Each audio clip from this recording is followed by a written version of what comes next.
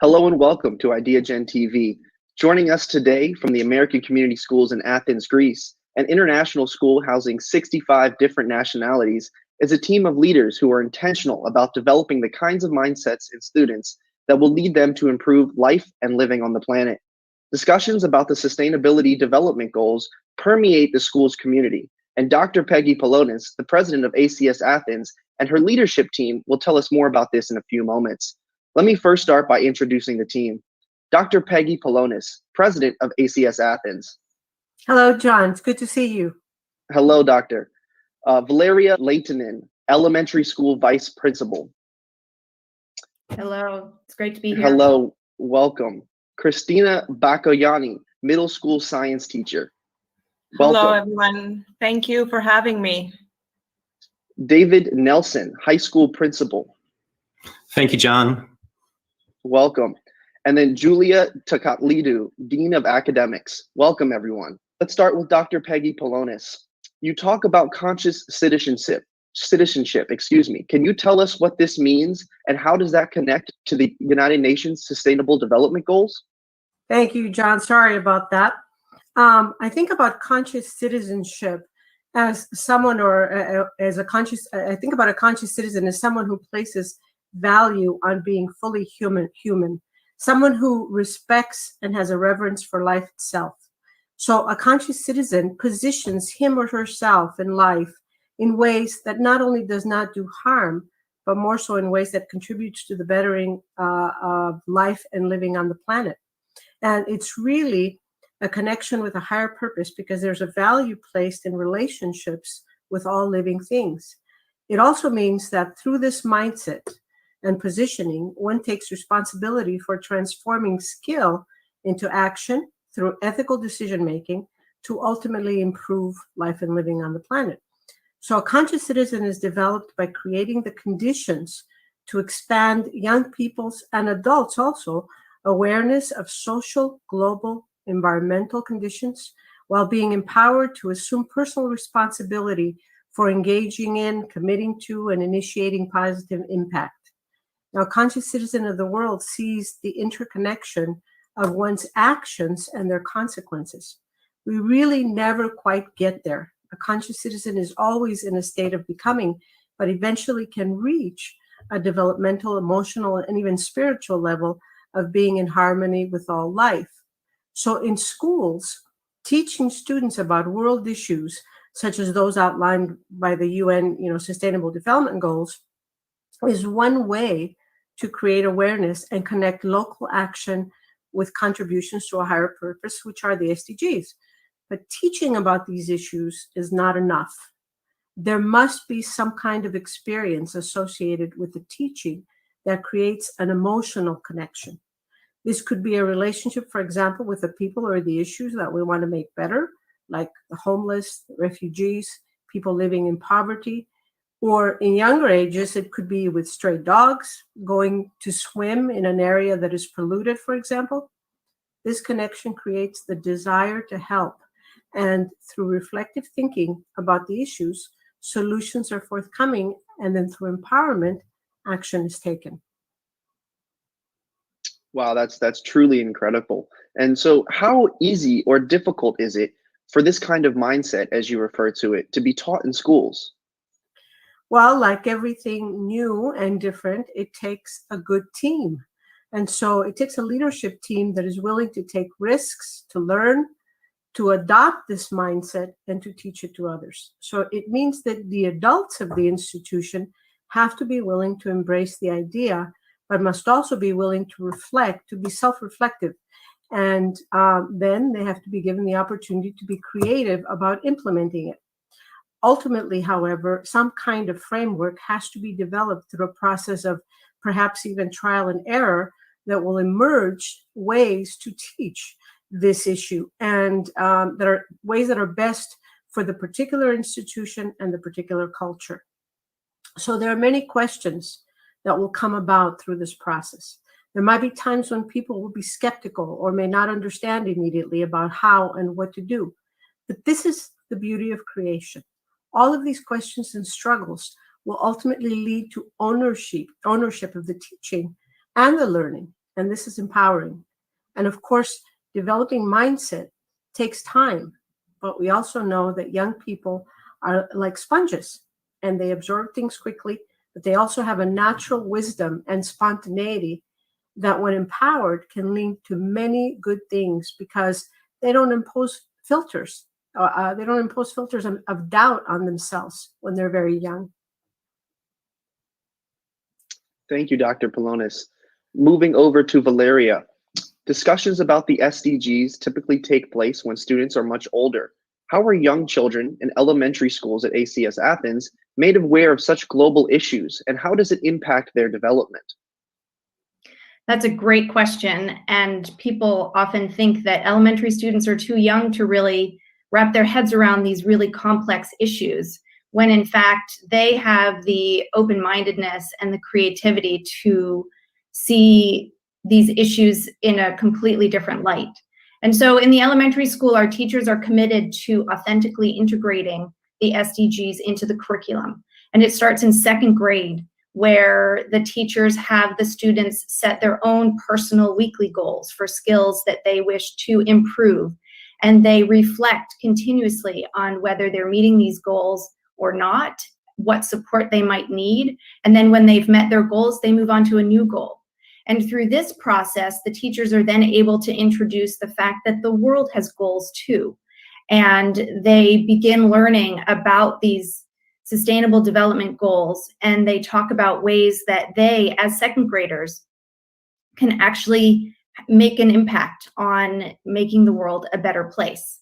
So last year, for example, they incorporated Goal 4, quality education for everyone, into their reading and writing curriculum, and the students decided to make books for children who don't have access to books. In third grade, they have an integrated science and social studies curriculum, and in learning about ecosystems and natural disasters, the students were encouraged to build sustainable communities where humans and nature can coexist and thrive. And they looked at Goal 13, climate action. They looked at Goal 11, sustainable cities and communities. They looked at Goal 7, affordable and clean energy. And these are pretty complex goals, yet the students were able to embrace them and understand them at their level. In grade 4, they incorporated the goals into their reading unit on informational texts, and they became goal keepers, where each child was challenged to take on one goal and do what they could to make an improvement in their lives, in the lives of others, in the lives of their community. They also created green cities, where they looked at sustainable technologies. They used robotics to build a dam, an electric car. They looked at solar energy. They looked at pneumatic machines to make grabbing hands and lifts and cranes. So again, trying to incorporate sustainable technologies into the future. In grade 5, they incorporate the goals in their argument and advocacy units of reading and writing, where again, they teach the students how to make a research-based argument essay where the students take on issues that they want others to know about. So it's taking what they've learned and now bringing it out to a wider community. That's amazing. I mean, honestly, I wasn't introduced to the SDGs, and I'm 24 now, until late high school, early college. So I think it's absolutely essential to start teaching younger children so it becomes more ingrained in their everyday life and their habits on what they are and how we can achieve them. And you mentioned some examples, but could you go a little bit deeper of maybe an idea or an action that young children have done in relation to solving some of the world's most vexing issues? Absolutely. So I'll give you a very small example, and then I'll give you a bigger example. So one very small example, a 5th grade student decided to have a family meeting at home to discuss food waste. And so the family decided that they would commit to eating leftovers rather than throwing out the food that was left, and to checking the refrigerator before they went food shopping. And these two small changes can actually make a really big impact if you encourage others to do this as well. Another student decided to start his own environmental advocacy club and bring other students in to talk about what are some ways that we at our school, what changes can we make in our practices to more positively impact the environment. In second grade, a girl decided that we need absolutely a gender equality club. So let's bring kids together, boys and girls, and let's talk about how we can increase opportunities for girls. The third grade came together as a grade, and they raised money for the Amazon rainforest. And those are just some examples of how students have embraced these goals and this understanding that as young as they are, they can make a real impact.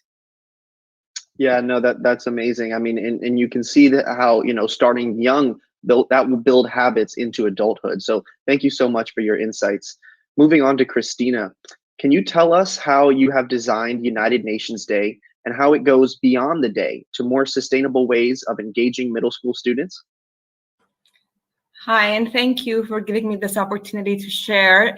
This experience has been a thought process. It's taken a lot of steps, and it's been a process of a lot of collegial work. I've been a middle school science teacher for over a decade, and over that decade, I've also been the UN Day coordinator. And I've been doing this coordination for the UN Day with wonderful other colleagues. And typically, this UN Day celebration was a one-day event where students would collaboratively work on exploring the work of the UN. And the day would just end there. So the October 24th is the International Day where the UN Day is commemorated. So it would end on October 24th. About 5 years ago, there was a new starting point, and we said that was not enough. We felt that was not enough, and that we actually needed a whole year experience. Actually, as educators, we felt that we needed a middle school experience for this. And it really just started like this. It was really a collegial brainstorming session. We sat down with my colleague at the time to just plan a one-day event, and ended up planning the pre-event, the event, the post-event, and then the whole progression of this United Nations Day. And it was really based on the UN SDGs and all of these global goals. So as we were developing this, we actually said, oh, we need time for this. We need to find the time and the schedule. And fortunately, in our middle school, we do have that time set out. We have a advisory class that meets once a week per grade level. So students work with their teachers on topics of interest, and this was naturally incorporated in there. So I think I'm just saying all this is because there are many parameters that allowed all of this to happen. First of all, there was a shared collegial passion for service. So we both felt, there's a passion for helping the people or helping the environment. There was a school culture that allowed for this creativity to be cultivated and supported. And along with that, educators at ACS, we go through an action research project. So we are reflective practitioners, but we also do research what is out there in the field. So through this development, it also led to a question. And the question was, how can these educational opportunities really inspire and empower students to become architects of their own service? This architects of their own learning is the ACS mission statement, and we just changed the word to service. And through this question, we found out that service and learning go together. So we learned more about service learning, and we combined that with the UN SDGs, because these goals deal with all issues that we see around us, and they do have an aim. They have an aim to be met by 2030. So essentially, the process, to talk a little bit about the process, was to assign a UN SDG to each advisory, to have a theme for every grade level. And the theme for the 6th grade is for environmental protection and climate change. The theme for the 7th grade is poverty, hunger, and the theme for 8th grade is equity. So that's where it developed this continuity and sort of a curriculum that leads through the whole 3 years of middle school. So students revisit this topic throughout the year, and they come up with action plans around service. And I just want to talk a little bit about the pre-event as well, because we tap into what students come to at middle school and all the experiences they've had, even from elementary, from their own experiences. They have a lot of experiences doing service. And we ask these students to share that we identify have already contributed to people in the environment, to share that on UN Day to inspire others. It's very important that students, inspire other students and even so that other students find their passion. So it was a whole brainstorming session. It was a lot of revisiting and refining along the way. A project started from contacting local organizations, such as one project one year was contacting the municipality to deal with the issue of forest fires. There was another project, contacting the Greek food bank and talking about food waste. And that group came up with a show promoting awareness about the issue of food waste.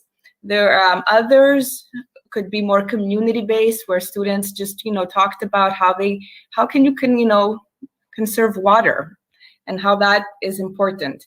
And this year, this sort of led to more of a personal goal, given the fact that we're at school and we're also at home. We've been both on campus and online, and a personal commitment to the goal that they're at and sharing that commitment with others.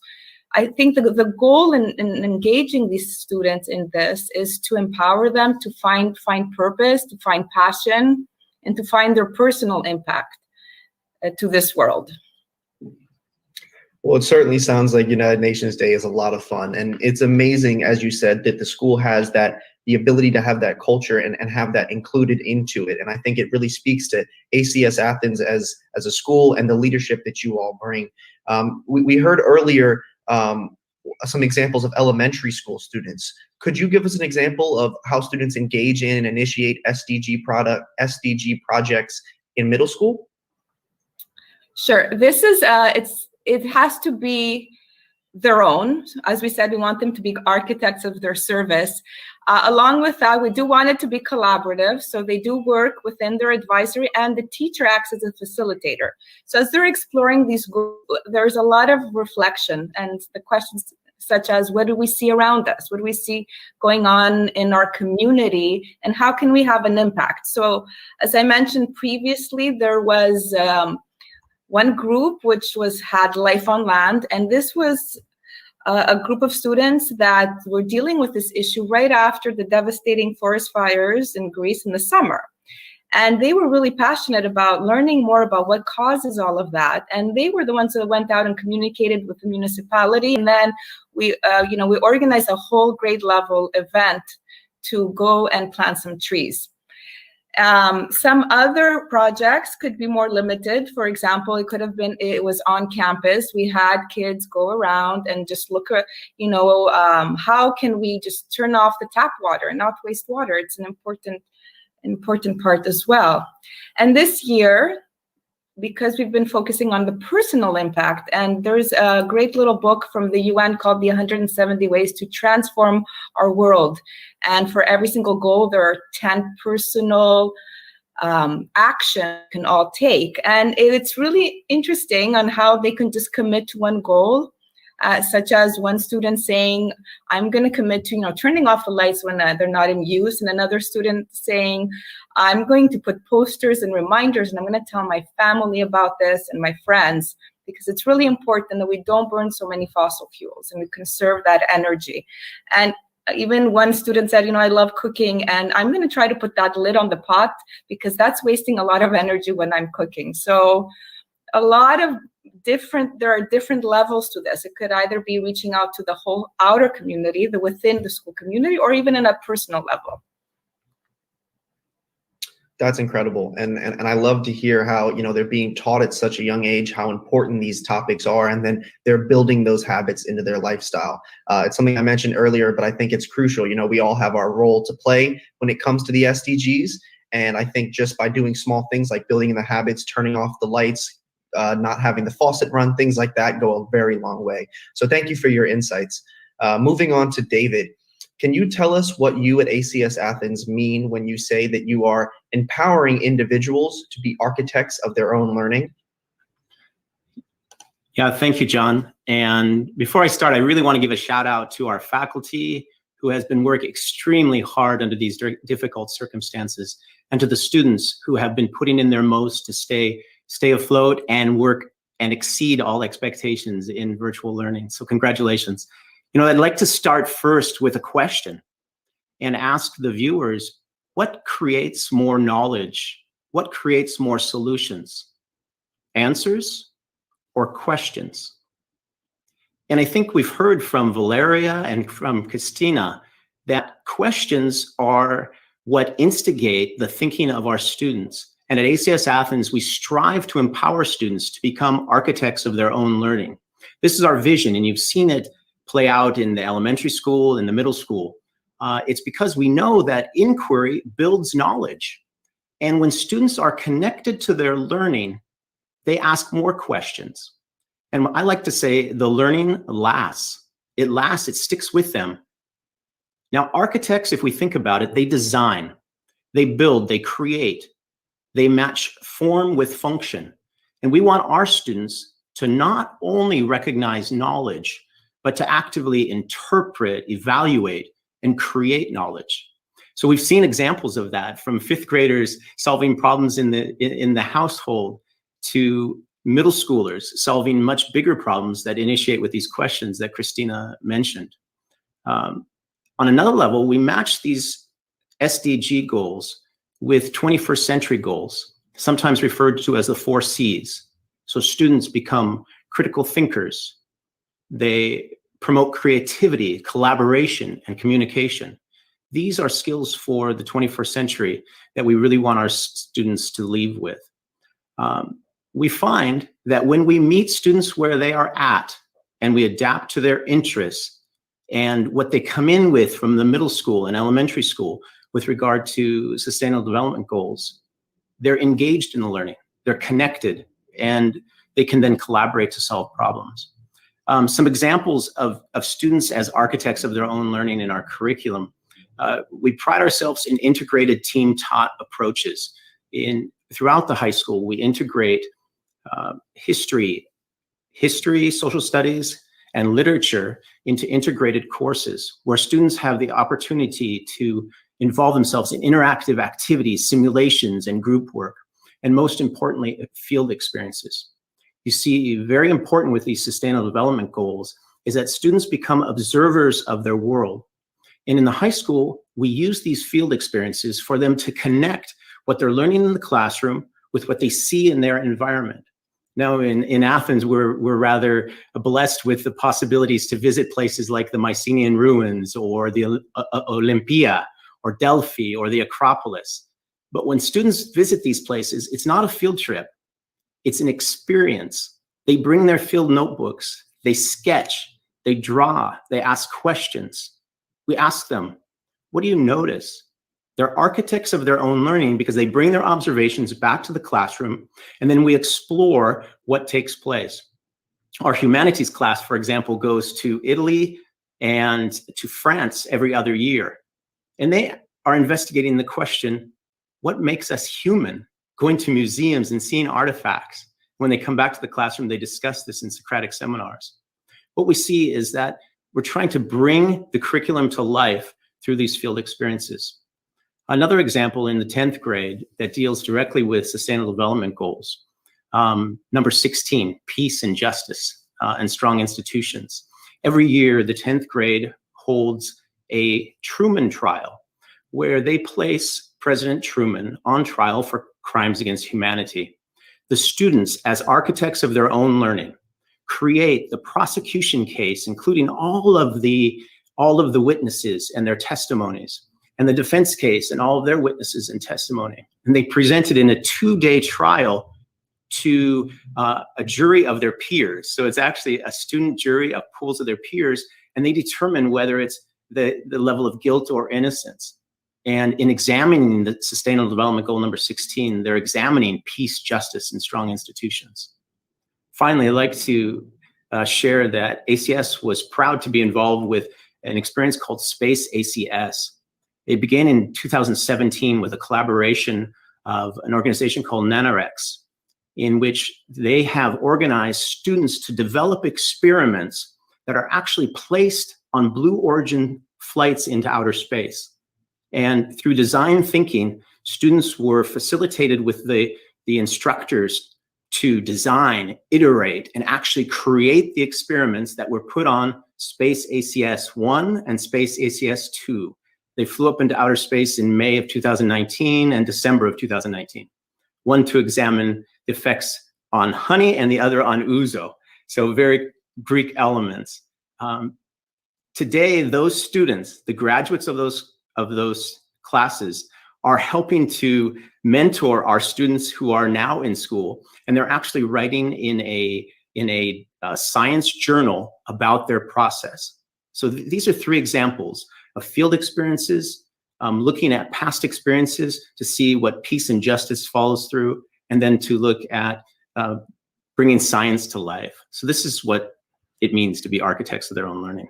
That's truly incredible. I mean, from students being able to go to the actual sites where they happened throughout Europe to those case examples that you just gave. I mean, I just couldn't see a better environment for learning. But could you describe a little bit more how that happens, engaging and empowering students in relation to the SDGs, when in reality they have to worry about studying and covering the curriculum to be prepared for academic success? Yeah, this is a great question, John, because the truth is, students have many obligations. They have pressures from their parents, from themselves, and their obligations for society, university bound. I think it's important to point out here, our goal is never to cover the content. It's to uncover it and to engage the students in that process.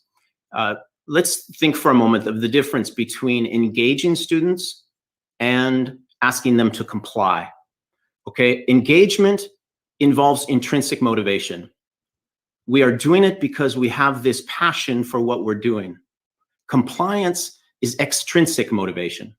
So students are more concerned about the grade or the test or the transcript, the GPA. One of my favorite authors, Philip Schlechte, he refers to the difference in 4 levels. He says students operate out of engagement, strategic compliance, where they're engaged, but they're still paying attention to their grades, ritual compliance, where they're only paid attention to the grades, and then retreatism, where they give up.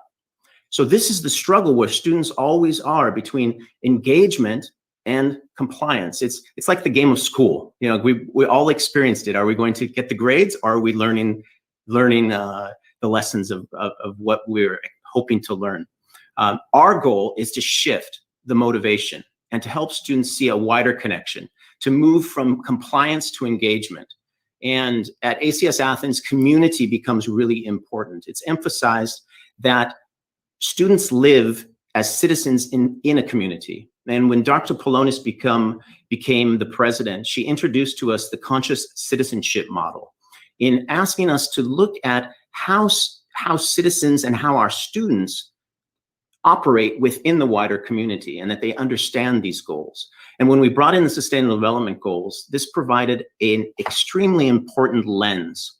I see the SDGs as a lens in the high school that provides a structure and schema for the students to see the world. I know as a teacher that when students have a schema or structure, they begin to notice it outside of their learning environment. So they're carrying this learning with them. It's learning that lasts. Now, in our high school, we apply the Sustainable Development Goals in many places in the high school. I'd like to just highlight a few. One, in the curriculum itself, as 10th graders, we have a capstone project in which all the 10th graders investigate. They choose one of their Sustainable Development Goals, so they choose one of the goals, and they then select a question that they want to research. And this is a way of them researching particular interests that they have, and also introduce them for some skills that they're going to have later on in high school. It becomes a lens in our English classes. They actually interpret literature through an author's perspective and an audience perspective from the Sustainable Development Goals. We have a new course called Media Literacy, and students actually create content like you're producing on your own site. They're also writing articles related to the Sustainable Development Goals. We have a STEAM course that mixes all of the science and technology and art, bringing it together. And in that course, they build sustainable cities. Finally, in our clubs and activities, clubs are created by students based on their interests. And in those clubs, they bring in the Sustainable Development Goals. This year, for example, we have some new clubs: the Environmental Club, the Inclusivity Club, Geography and Sailing. And they bring in the Sustainable Development Goals as part of their missions to act locally, but to think globally. One of my favorites is Kino Nos Club, which was started 3 years ago by one of our students. And Kinonia means society or community. And their mission was to address issues of poverty in Athens, to identify the problems and see how they could begin to make some local change. All of these pieces come together to tell us that we're focusing way beyond academics to show that there's a global and civic connection to what we're doing. That's incredible. And I love the idea of using the SDGs as a lens to look at society and the world and how you interact with it. I think that's an amazing idea for anyone, not just let alone students. So thank you, David, for your insights. Moving over to Julia, the Dean of Academics. Your programs are very hands-on and really put theory into practice at ACS Athens. Can you describe the Youth to Youth program and how this has developed over the years? I'll be very happy to talk to you about the Youth to Youth program. As all my colleagues said previously, this is part of the ACS culture. What is different about the Youth to Youth program is that we didn't start with aiming to reach a specific theory or a specific sustainable goal. We started by addressing the needs of the refugee and accompanied minors. That was part of our culture. So the development of the program was different, and the structure that it took was different than having a top-down approach. It was more to the emotional level and connecting the individual students with their inner self and their higher purpose of an equal community, equal opportunities for the students. Having this small introduction, and let me give you a bit of a history of when it started. When the crisis of the refugee crisis started in all around Europe in early 2015, ACS students, especially from the middle school, I have to say, under the direction then of Dr. Pelonis and our late Mr. Medeiros, who developed a project to help the refugees all around Greece that had arrived. The students and the community and the teachers and the parents were all heavily involved, and we all cared about this problem.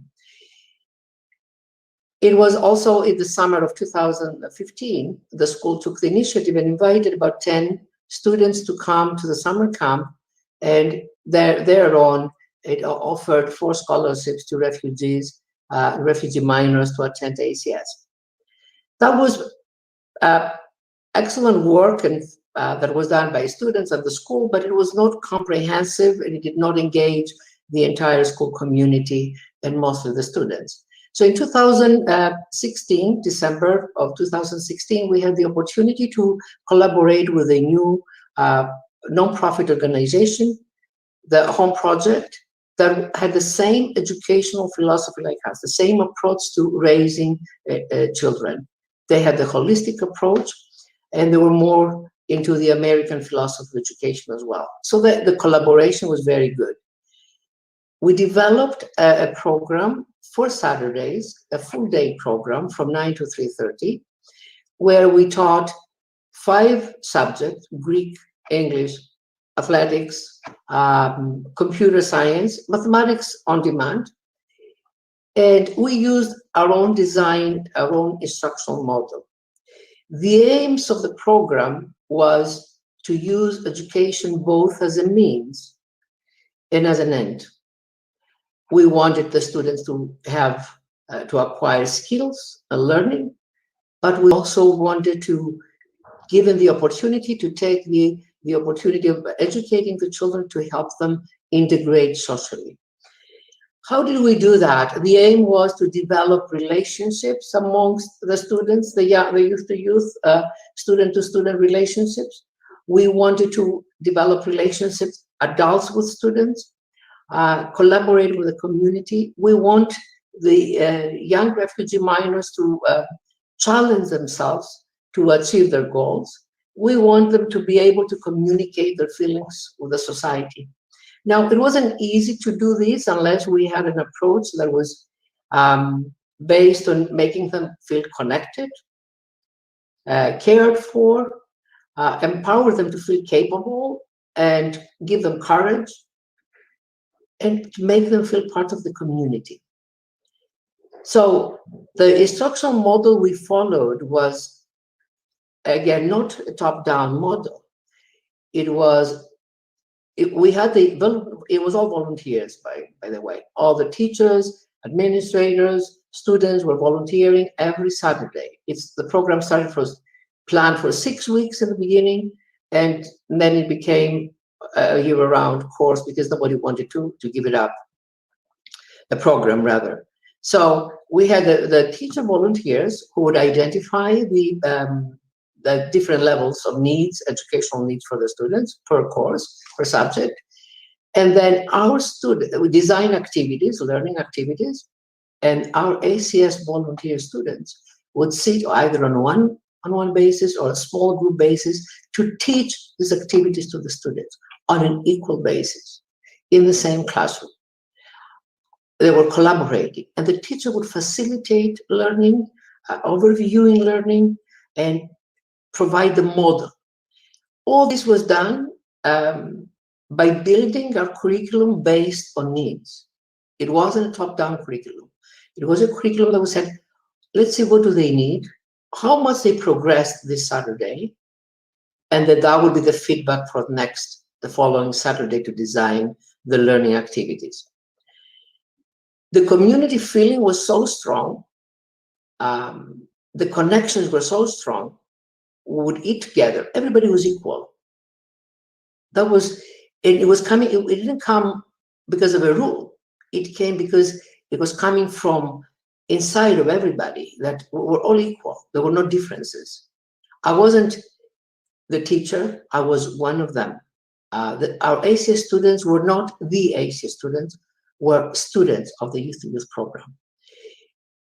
The impact was immense for the youth, for the unaccompanied minors. And this positive outcome was transferred to the home, to their homes, usually called shelters. I don't like the word shelters. They were their homes, and they had an impact on the other students who were not attending.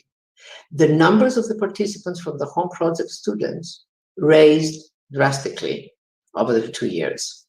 And not only that, it gave us an opportunity. People observed it, they liked it, and we had a philanthropist sponsor who came and said, can you create a school like that for me? And because we couldn't create a school like that for him, we created a pilot full-time youth-to-youth program where there was a full-time program. The students were coming full-time to the school, to ACS, and gradually, given the time, given their own pace, they would be gradually included into regular classes, while at the same time they were in cohorts and developed and grew as learners, and also helped them integrate. It was a tremendous experience. That certainly sounds like an amazing program. And to quickly follow up with that, what has been the most significant lessons learned through this program for your students? Oh, but our students felt the impact was tremendous. First of all, the learning. We taught to our students the sustainable goals without having even said that we do so. They became part of them to treat communities as respectfully, equality, improve the human capital, offer to the society and the communities. And to go back, John, to your question about how do you teach this to the students, practice and action and being actively engaged is one way to teach them. So our full-time students really grew in many areas. Empathy is one thing. They developed empathy. They cared about the students. They cared about their feelings, and that was transferred into their classrooms as well, and to their teachers. Global citizenship and international mindedness. The learning, my daughter was participating in the program. I saw a tremendous change in the way she was thinking about different cultures, about the world. It was content learning because they were learning about other societies and about other countries and about how people live there. It was, most of all, they all felt confident. Why? Because they were in a position to help others, and that helped their own feeling of being superior in a good sense, that they're able to do things, that they're good communicators. And this was transferred into their learning. And we saw, for some of them, we saw a great impact on their academic achievements after their experience with the youth-to-youth program, or concurrently. They were taking, remember, the students were coming every Saturday from 9 o'clock till 3 o'clock to be part of this program. And to go back to Dave's comments, yes, it is because it was an intentional engagement, because they wanted to take part of it, and that became part of their existence, and how they felt about themselves, and what impact they believe they could have in the society in the future, and how they can help these kids create their own dreams and do their future. Great confidence, great impact on learning, and understanding of the world, and understanding of what is the purpose in life. And therefore, yes, that closure brings the goals into play. Well, that's truly amazing, and thank you so much for sharing with us today. Due to timing constraints, I have one more question for Dr. Peggy Pelonis, which I think will really nicely wrap up this amazing power panel that we had today. We've heard from elementary to middle to beyond how ACS Athens is teaching the SDGs, incorporating it into the daily lives of your students and beyond. When do you, as an educational institution, know that you have been successful when educating students about the SDGs? Thank you for that question, John. I want to refer to something you said earlier about what does it take to educate students. And I think it's pretty obvious that it takes a group of capable, passionate leader educators. And I'm pretty lucky to be working with this group of people who are actually making such an impact within the school community and outside. But in terms of what does it take for it, and when do we know that we have succeeded? Well, first of all, I believe that the success of an educational institution is not necessarily immediately evident. Sure, students go on to succeed in higher education, and then they succeed in their careers. But in my mind, success comes much beyond that. When young students become successful adults, according to their individual objectives, when they make ethical decisions because they consider the well-being of others and of society as a whole, and they respect life, therefore respect all living things, when they're conscious citizens intentionally contributing to a better world, this is when we as educators can claim success of our educational system. And I believe that this is the vision that every educational institution should really constantly strive for. And at ACS Athens, education is truly an experience. That's amazing. And thank you so much. Thank you to all of you, Dr. Pelonis, Valeria, Christina, David, and Julia, for all your insights today. And thank you for teaching our youth and our next generation about the most important goals that we could possibly achieve someday. So thank you so much for joining us. Thank you for your time and your insights. And we welcome you back on Ideagen TV any day. Thank you, John. Thank you, John. Thanks.